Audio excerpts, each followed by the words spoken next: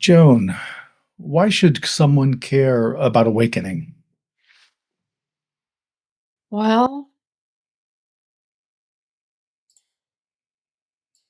the experience is transformative, and it is quite different for many folks. I don't know that there is a single way to have an experience of awakening, but for sure, it changes you in profound ways, and the changes are all good. There's a way in which your perspective on your life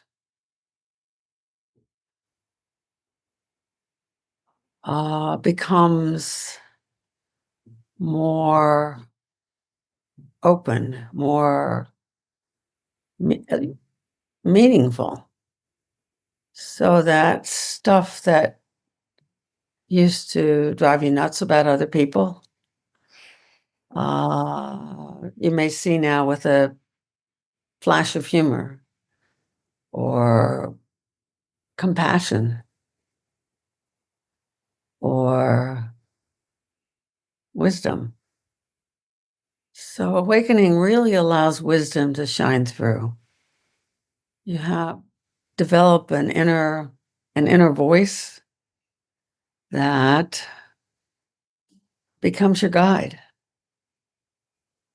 And it just gets stronger and deeper. So without sitting practice, without a real meditation practice, I don't think awakening, sticks, something like sticks. It's easy to lapse back into a place of dualistic thinking where you don't hear the wisdom voice. But if you sit regularly, if you continue your meditation practice, that seed of wisdom grows and the confidence comes with it that your perspective holds truth and value. And well, my own experience has been anxiety largely goes away. I don't know that that's true for everybody, but I had a minor surgery the other day, and it was on my heart. So I expected to be quite anxious about it, but in fact, I kept checking in, and I really wasn't anxious. Uh, I just sort of trusted that it would be okay, and it has been. It was fine. So, in fact, that sense of trust in the universe and that things are going to work out even when they these days seem quite horrendous. Uh, it really carries me forward. So I don't feel quite as panicked about the political situation, although not happy about it, but not panicked. I don't know. Somehow we'll get through this. I hope doesn't turn into a terrible place to live. I pray for the United States these days. Sounds sensible. Thank you. Hello, I'm Stephen Mugen, Snyder Sensei, the founding teacher of Awakening Dharma, and I'm joined by Mark Sando Minneberg Roshi, another Awakening Dharma teacher. This is Anatomy of Awakening, a series of in-depth interviews with leading spiritual teachers, exploring what it means to awaken and the skillful practices used to do so. Our approach is straightforward. We ask leading spiritual teachers to express what awakening means in their tradition or traditions, to describe the specific practices and training pivotal in their own journey, and the skillful means they rely on to help others open to their true nature. Our guests for this first series of interviews are some of the leading teachers of Buddhism and non-dual mindfulness in North America and Europe.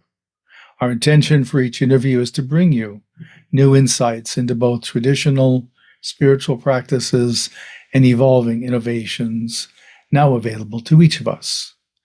Today's guest is Joan Hogetsu Hoeberichts, Roshi. Welcome, Roshi. It's a privilege to have you with us today. As you heard from my introduction, today's program is looking at what it means to awaken in a spiritual sense and how our audience can benefit from the particular approach of leading teachers such as yourself. We'd like to begin by exploring a bit of your own spiritual journey that I'm sure will be of interest to our audience. How did you first find yourself on a spiritual path? Was it something you inherited from your family of origin or community, or were you inspired in some other way? My family of origin was Jewish, but very secular, and I had no religious upbringing at all, except eventually they decided, my parents, to take me to a Unitarian church because I had a kind of a spiritual drive that manifested quite early, and they weren't happy with the direction I was going in, which was going to Sunday school with my friends and coming home with stories about Jesus. It didn't really mesh with their Jewish background. So I really enjoyed the Unitarians. I remember studying Nordic myths and interesting things like that. But I married young, I had 2 children. My husband was in graduate school. I was working full time, and I felt like I was slightly crazy. I was very, very busy, very stressed. Everything felt slightly out of control. And it occurred to me that meditation might help. So my husband was a student, so he took a intro to meditation from TM. It was a TM craze period, and taught me how to do it from based on his introduction. He wouldn't share his mantra with me, but I made one up. And I found it had an immediate effect. I meditated twice a day for 20 minutes, and I felt it changed. Something changed. I was less irritable, less impatient. I liked myself better. I was calmer with the kids and him. And then I stopped. I remember we went on vacation or some interruption, and I stopped meditating for a couple of months. And I resorted quite quickly back to being impatient and irritable and stressed out. And I thought, well, that's interesting. So I started up again. And that happened a couple of times. And eventually I got really curious about what was going on. And I started reading everything I could find. And eventually I found my way to Trungpa Rinpoche's Shambhala Center in New York City. And I practiced with them for about 8 years. And then there was a scandal, and I moved on to study with Bernie Glassman in Yonkers. And that was a fairly in-depth journey. And that was really my entrance into Zen. And that's where I've landed. Great, thank you. What have been the key teachings or spiritual practices you found most useful along your own path? Well, I'd say it was the practice, the many, many residential retreats I've done, and then the sense that the Dharma was true. It was like coming home. It spoke the truth to me. and I trusted the teachings. And every time there's been a problem with a teacher, I've come back to the truth of the teachings, that those are trustworthy. And that's been very, very helpful. Teachers are not as reliable as the teachings, the Dharma itself, and the practice itself. What's So, the main practice that you have found the most useful? well, meditation practice. So I've done a lot of different kinds of meditation practices, but my basic one is simply following my breath and um, taking a step backwards. Um, what's that called? It's got so many different names. The backward step? The backward step, yeah. It's rather a complicated name, I get.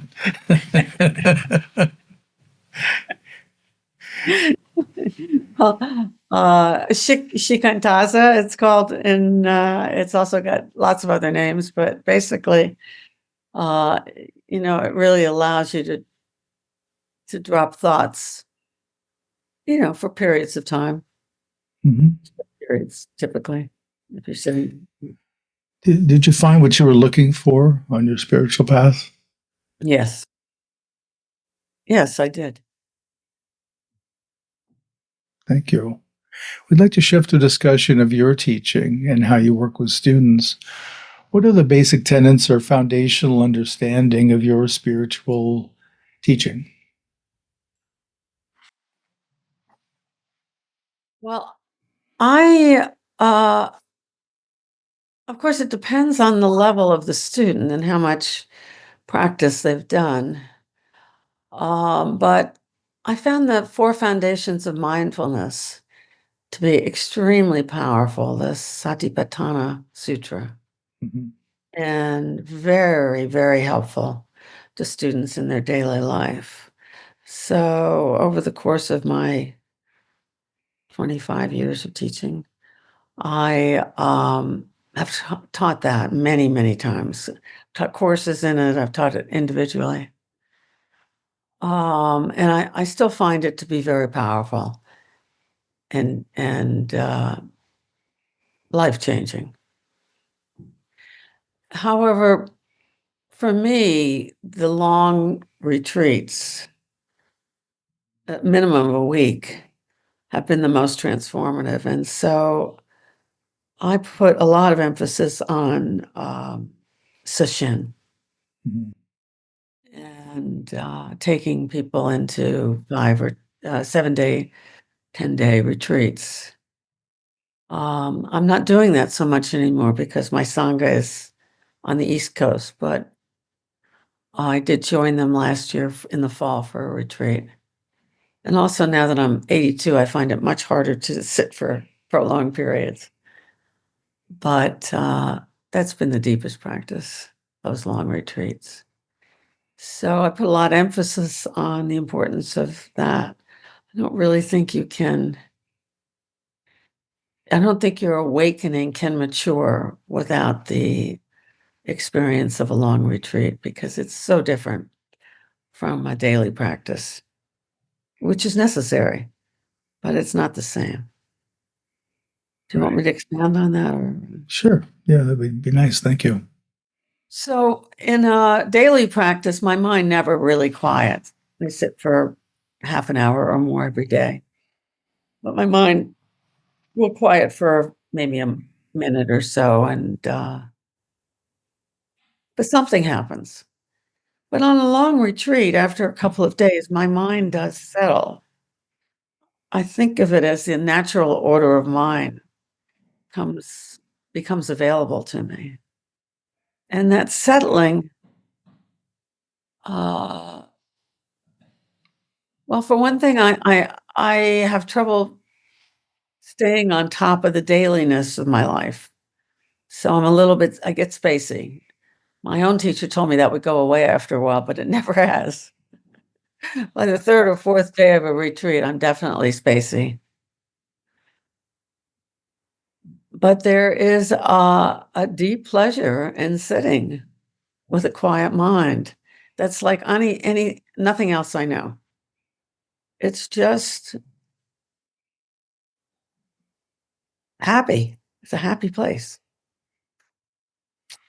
And it stays for quite a long time afterwards. Gradually fades until the next retreat. But it's cumulative too. So the more one sits, the more retreats one does, the easier and deeper one goes. The easier it is to find that space and the deeper one goes. So it's so beneficial. Sounds lovely. And How do you Sorry. how do you work with students on an awakening path? Essentially, I follow them.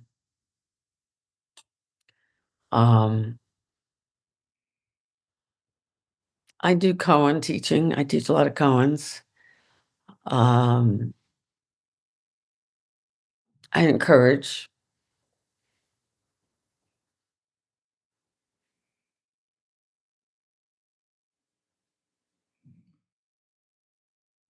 I'm not sure I know how I work with them. They present and I respond.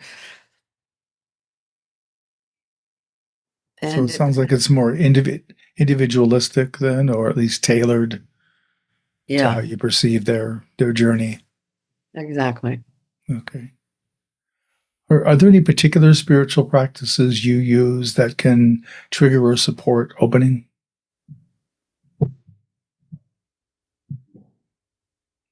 Silence.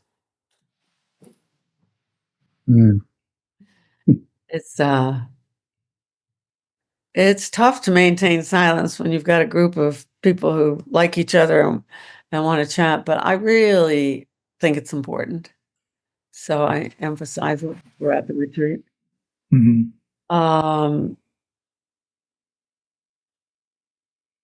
I remember one time when I was a beginning student, I'd gone on a 10-day retreat in Carmicholing, it was called then, in Vermont. And I was working in the garden with somebody I liked, and we just chatted away. We had a good time in the garden. But my mind had been quite silent, I had noticed before that gardening journey. And when I went back to sit on my cushion, my mind was just scattering away. And it took me a long time to settle down again after that. And that experience was a very important teaching that if you lose that discipline, you really are not able to get the full benefit of a retreat.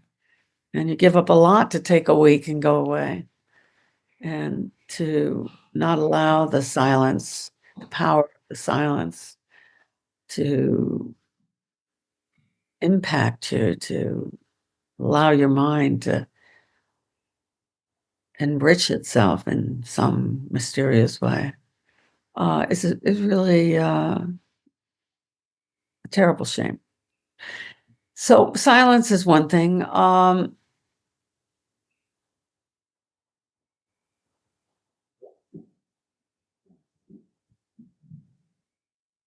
Koan practice, I find, works for some people and doesn't work for others. So for the people it works for, it's very powerful. And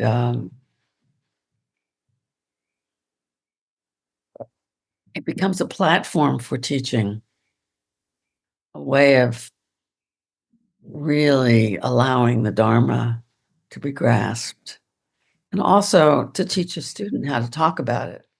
Hmm. If a student doesn't want to do koan practice, we usually take a sutra and study that as if it were a koan. So we might take the Heart Sutra and do a line at the time, a line at a time. Hmm. and that becomes quite powerful too. Sounds very potent. Yeah, it's a powerful sutra.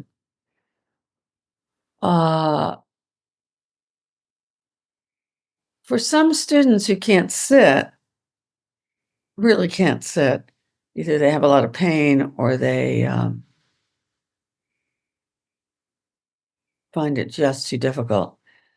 I teach them walking meditation, which they can do instead in another space outside or in another room. Mhm. That seems to work. I don't use so much the Zen I use more of a who does this? Very slow walking. Mhm. More like the mindfulness folks. Mhm. Yeah. Yeah. Can you tell in advance who's suitable for koan work?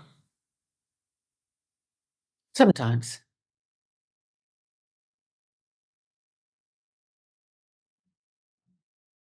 So the risk with koans is people get in their heads and they want to get it, and there's like each koan that gets passed is like another badge, Mm. little merit badge.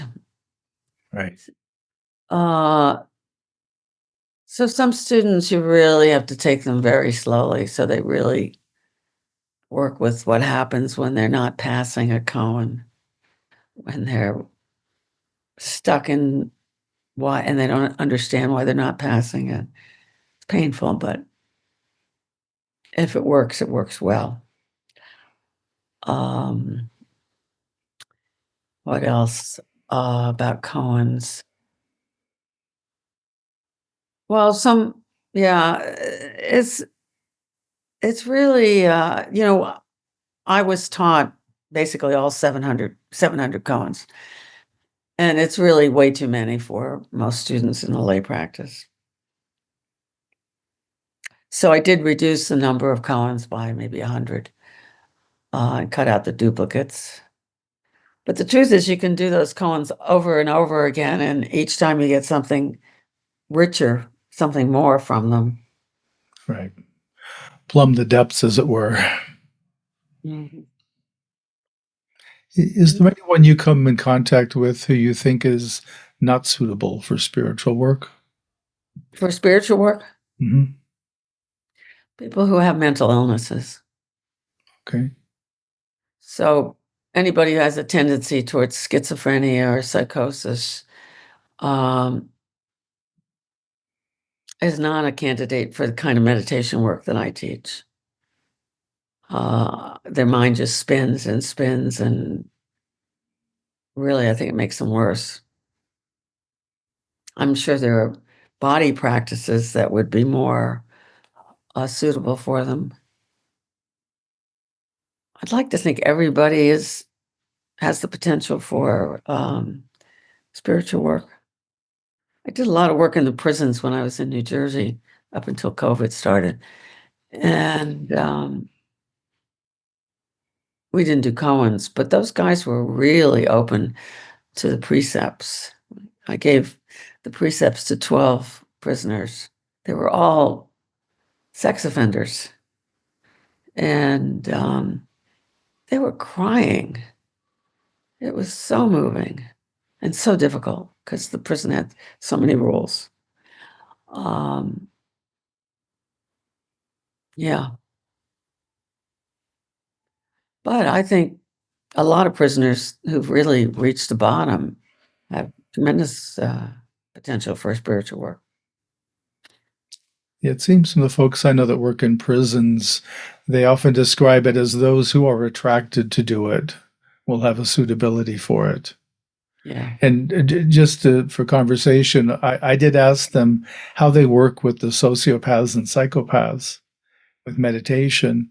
And their response was they present the meditation, then they ask them, what's the best way for you to approach this or do this? And he said they normally have an answer. So he said, because otherwise he said you can't apply the normal approach to these folks. So I thought that was really quite interesting, just asking the That is people. interesting. Yeah. Um,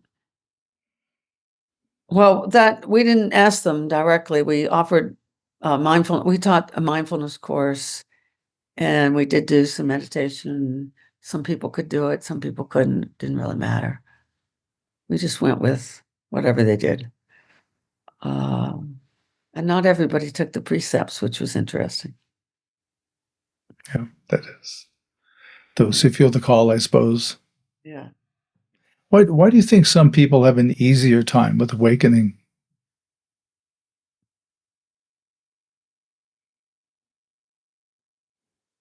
I don't think I know. Okay. I guess the answer that comes to my mind is it's about getting out of your head. And we put so much emphasis in our culture on being smart and being rational and logical, and uh, but it's not helpful in Zen terms anyway. So if you can break free of that, path gets easier and easier. Right. Should students practice in any different way after an awakening experience? Harder, more. Amen to that. Spoken like a Zen teacher. Awakening experiences can be quite detrimental, really, if they don't practice. You know, I am a big advocate of continuous practice of the precepts, especially after awakening. Mhm. When you think you don't really need it, that's when you get in trouble. And as you know, I teach the Healthy Boundaries course, and so many teachers get in trouble by not following the precepts. It makes me angry, really, that such Dharma tragedy occurs. You know, people leave the Dharma forever Right. as a result of a bad teacher. So I think it's extremely important that the precepts be practiced, as well as meditation. What's the role of therapy in a spiritual life? I think they can work spiritual life, spiritual practice, therapy, all can work together if you've got a therapist who understands the importance of the spiritual journey. I am a therapist, and I recommend therapy to a large percentage of my students. I refer them to specific therapists that I know. I don't do it myself. Occasionally, in retreat, when somebody's in a crisis, I do a little therapy just to help them get through it. But I don't become their therapist. Hmm. How do you work with students who are in a habit of spiritual bypass?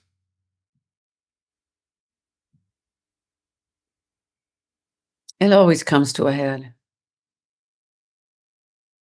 Usually there's a crisis of some sort.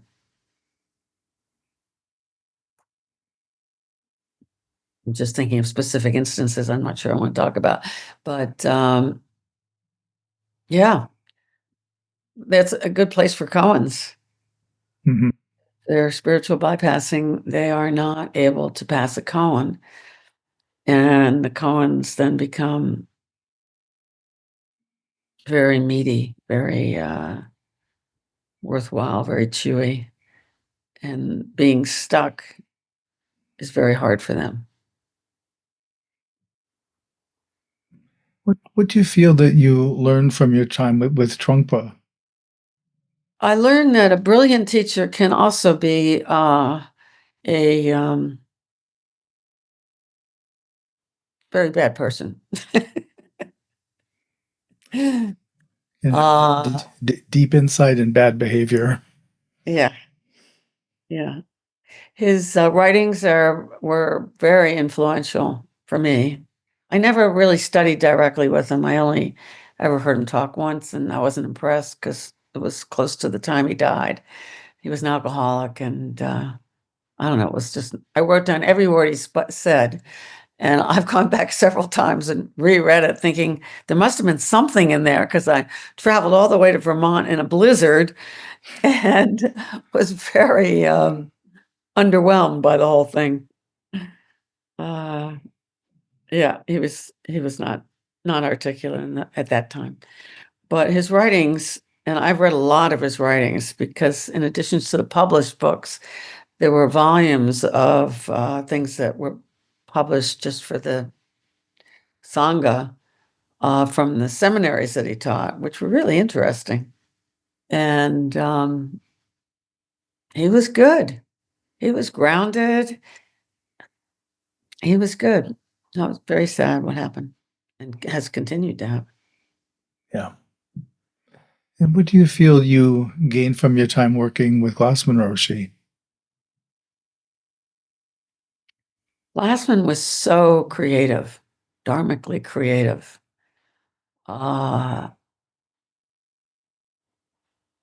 He really taught me about the ability to just be myself. I couldn't be him, that was for sure. And I couldn't be my Zumi Roshi. All I could do was be who I was. And of course, one never sees that clearly. But that was enormously important, really letting go of the idea that there was a way to be as a Dharma person or a Dharma teacher. Very freeing. All kinds of things were okay that I wasn't sure about. Sex,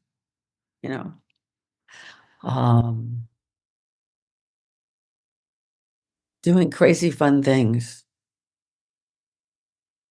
His street retreats were hilarious. How were they hilarious? Well, I only did one with him, but it was funny. We spent the night at the bus station in New York, Port Authority. And that nighttime, the bus station comes alive with all kinds of crazy characters that I never would have seen otherwise. And also hard to see. Mm-hmm. But they were alive in a way that, my straight middle class life would not have allowed for. I would not have seen it. I don't know. I remember having a very good time on that retreat. Mark, any questions? Maybe I'll just add a Bernie Glassman Roshi tribute as well. He was I'd come directly from Zen Mountain Monastery from Daido Roshi. Had made himself very traditional, and for me was a wonderful teacher for a couple of decades.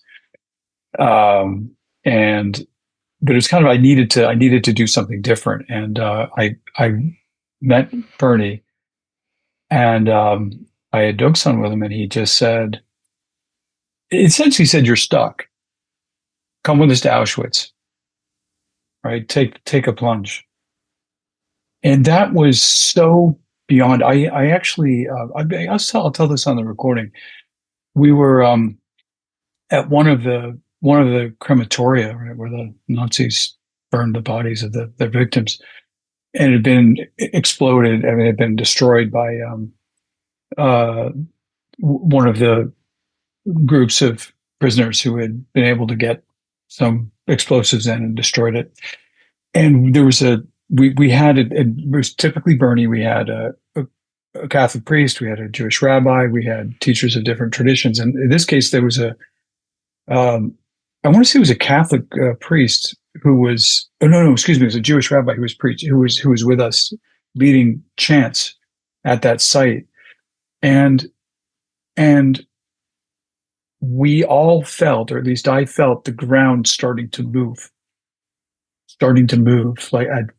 and a shock wave went through that group of people. And there was one woman next to me saying, "My God, my body is so gigantic. Like this is real stuff."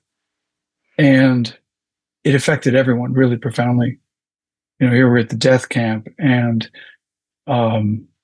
there's this life force that comes through everyone, extraordinary thing.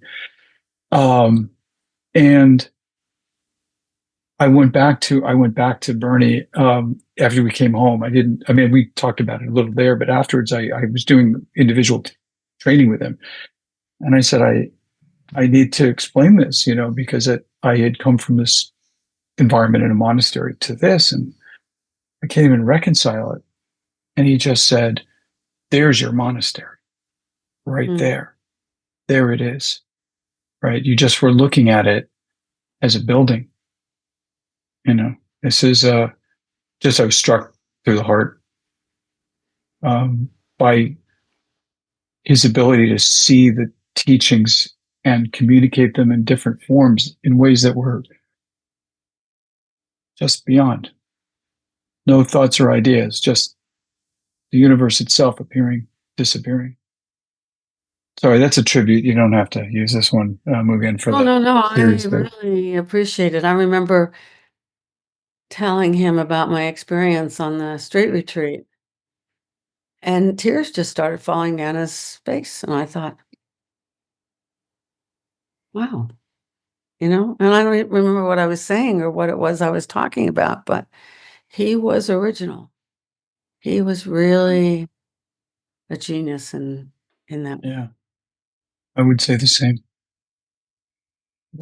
Extraordinary. I'm just glad that I knew him and was able to be a student for a while. Yeah. Nothing's the same afterwards. Yeah.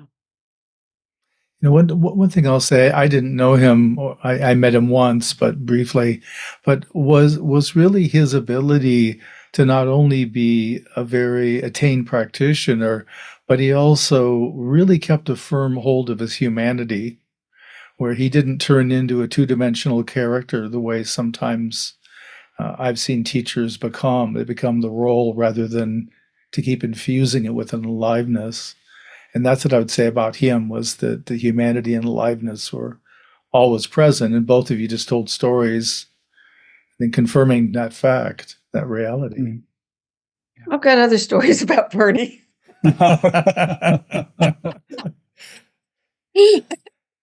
He was not always an easy guy, that's for sure. And in the end, we had a bad break, and he threw me out. And Oh no. I was heartbroken for years. I went to study with my Zumi, but I was devastated. It was like an earthquake. But in the end, before he died, we did heal it. I think it was another journey. It was another spiritual journey, really, quite a profound one. Yeah. Look at the smiles on our faces, though, remembering him, right? Yeah. And with gratitude. Yeah. Yeah. It's interesting watching the Dharma land and take root and flower in all these different individual ways. Yeah. Seeing us put our imprint on it.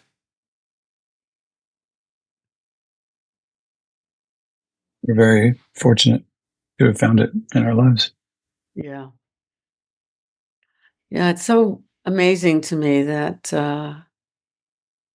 it's there, and so many people, like nobody in my family uh has really followed me into it. Neither of my sons, my sister.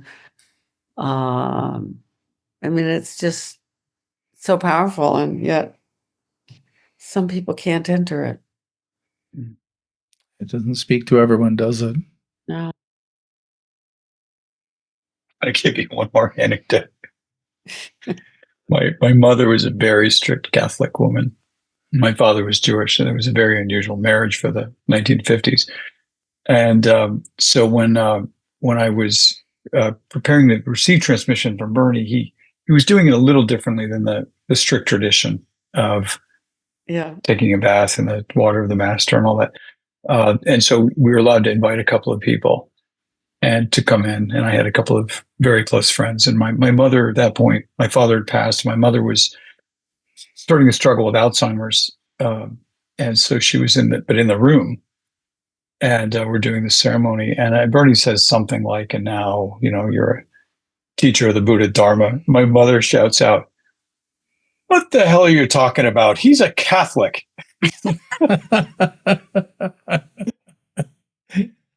And Bernie, I don't know what Bernie said. It was something like, "He still is. Don't worry. We're not taking anything away from him. He still can be whatever he wants." So it was very sweet. Oh, that's great. Mary Helen Murphy. Yeah, that wouldn't have floored him at all. No, he was totally cool with it. It's no problem.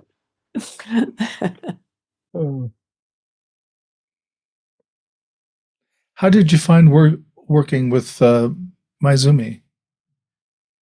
Maizumi was quite different from Bernie as a teacher. He was, I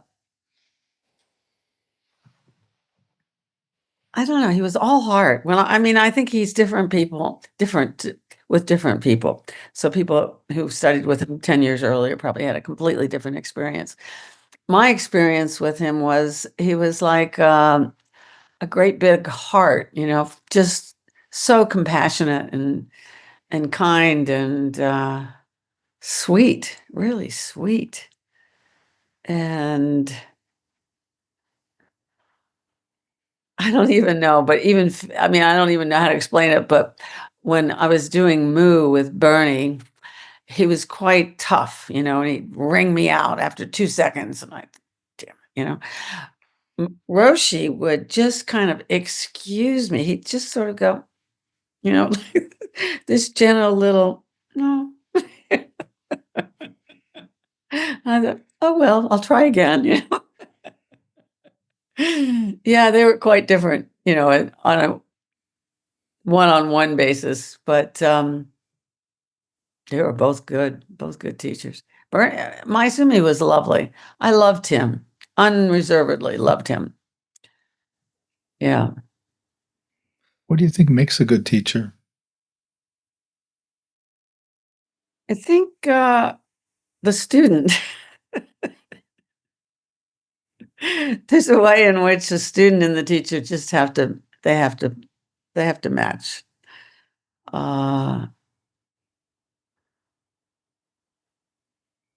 Certainly a good understanding, good insight, good grasp of the Dharma, but also something like confidence, really deep confidence.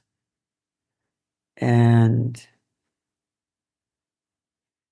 the students' readiness and availability. Is there anybody who's not suitable for spiritual work other than you mentioned people with mental illness? Well, some people are just totally caught in the material world. They can't really. My father was totally caught in the material world, and he was a believer that religion was the what was it? What's the old saying? The opiate of the masses. That's it. Exactly. Exactly. He quoted that to me quite often. Wanted to know on a regular basis if I prayed to that statue on my altar. After he died, I took a box of his ashes, wrapped it in a silk scarf, and put the Buddha on top of it and put it all on my altar. It was there for years. There's your statue. There's your statue.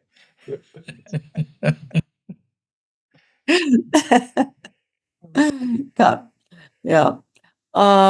So I don't think he was open at all to religion. My Mhm. mother was more open. They were both raised as Jews. My father was bar mitzvahed.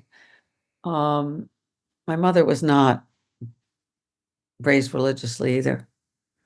So I think if you're really caught in the material world of, of greed, ignorance, and hate or anger, Mhm. uh,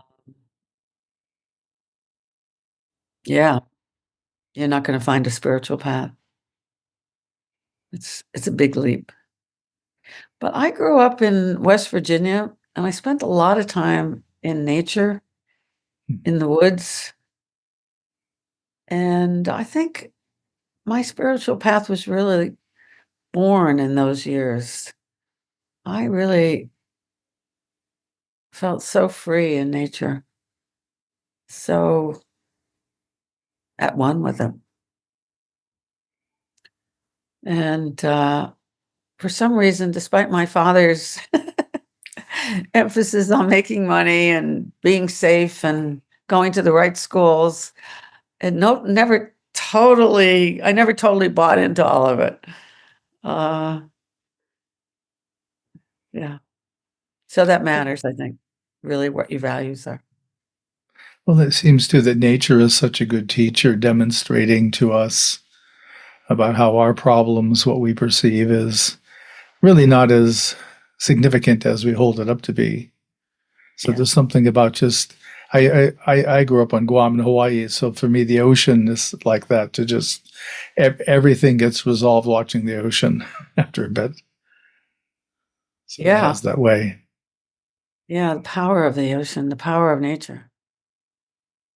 The Way beauty, beyond. the delicacy, the uniqueness. Mhm. I love how you can look at nature and there'll be complete and perfect randomness. I read an article by some scientists who did some testing to say that humans are incapable of being perfectly random. We like to follow a pattern or establish patterns. Even if we think we're random, there'll be a pattern to our randomness. So it's like Yeah. anytime you see art, painting of nature, it's never quite the randomness. There's a little more perfect than nature would make it. They clean it up. Yeah, right, right. So to me, there's something about that aliveness you're talking about with, like with Bernie and with your nature experience, even the bus station evening. There's an aliveness, a messiness that gets communicated, but there's such a beauty in it, isn't there? Yeah, exactly. Yeah, that's well said. Yeah, I look out on San Francisco Bay right now from my house and apartment and office. Yeah, and I can never get enough of it. It's just fantastic. Yeah. Yeah. Great. Well, thank you so much for joining us today. Any last thoughts or questions, Mark? Well, I just wanted to have a little tribute, I guess, to Joan. And you said it in the very beginning that I think Stephen asked, "How do you teach?" And you said, "I follow the student." And there's such grace in that, and that's what I felt this whole conversation. I've been a little more quiet than usual because I've just been enjoying listening to Mugen ask these questions and the way you've answered them. They feel as the Dharma itself. Truly, Thank you. it's yeah. And Joan's right there with it, and it's very much you as a live being, as a great human. But I just feel the teachings coming through so gently, beautifully stated, all of it. No, that's very kind. Very nice. Thank you. Good to see you again. I've enjoyed Good to see this. you. Thank you for including me. I Yeah, we're appreciate happy to have you. Oh, our It was great fun. pleasure. Great It was pleasure fun being with and you. interesting. it.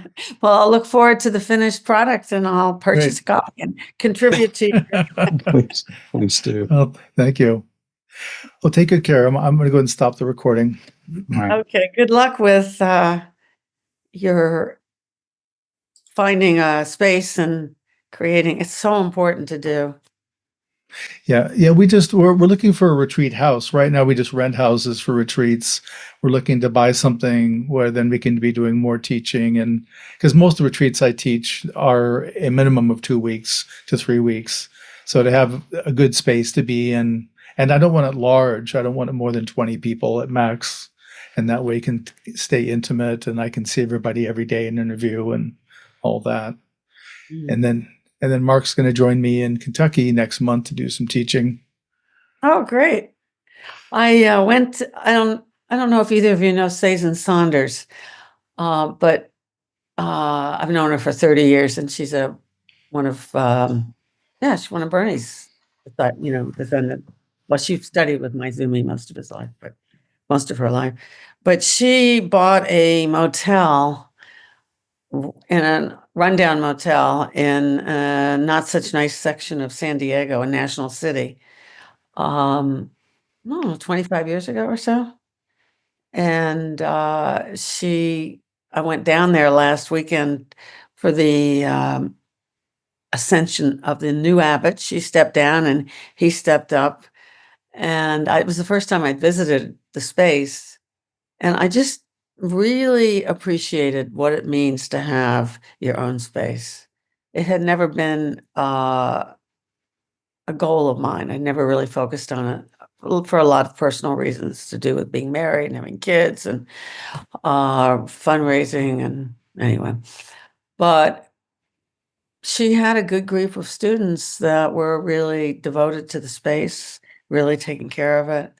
And it was a very alive ceremony because she'd been there for so many years. So yeah, good luck with this. It matters. Thank you. Thank you. Yeah. Thank you. Be well. You too. Hope to see you soon Yeah. again.